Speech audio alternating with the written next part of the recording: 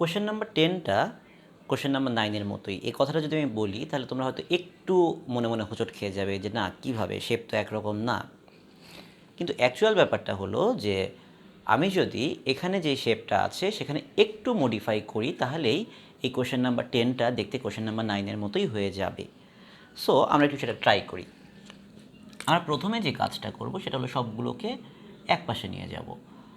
0 equals to e to the power 3x plus minus e to the power 2x minus e to the power x, সবগুলোকে আমরা এক পাশে নিয়ে গেলাম। এখন আমরা এক কাজ করি, এই পুরো জায়গাটা থেকে আমি কি ই টু দি পাওয়ার এক্স এই জিনিসটা কমন নিতে পারি? উত্তর হলো হ্যাঁ, নিতে পারি, কোনো প্রবলেম নেই। তাহলে কী হবে? E to the power 2x minus e to the power x minus 1 equals to 0। দেখো এ পর্যন্ত আমরা লিখেছি। এর পরের লাইনটা আমি এটা লিখতে পারি, e to the power 2x minus e to the power x minus 1 equals to 0। কেন 0? কারণ ই টু দি পাওয়ার এক্সের ভ্যালুটা কখনোই 0 হইতে পারবে না। ই টু দি পাওয়ার এক্স সবসময় একটা পজিটিভ নাম্বার।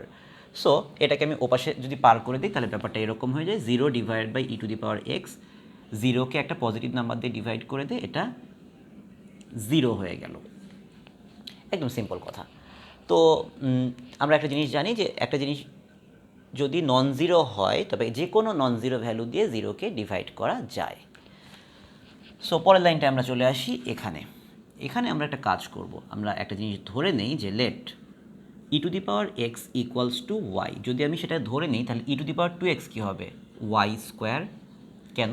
কারণ e to the power x যদি ওয়াই হয়, ই টু দি পাওয়ার এক্সের উপর হোল স্কোয়ার মানে ওয়াই স্কোয়ার, তার মানে ই টু দি পাওয়ার, পাওয়ারের উপর পাওয়ার থাকলে মাল্টিপ্লাই হয় 2x equal to y square.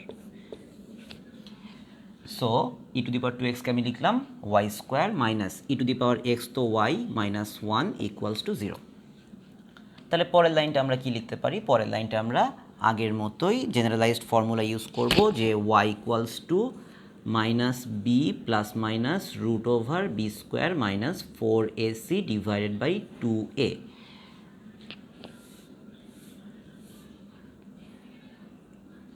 এখন একটা জিনিস খেয়াল করো, এই ইকুয়েশনের সঙ্গে মিলাও, এর ভ্যালুটা কত? এ হচ্ছে ওয়াই স্কোয়ারের যে কোএফিশিয়েন্ট সেটা হচ্ছে 1। বি কত?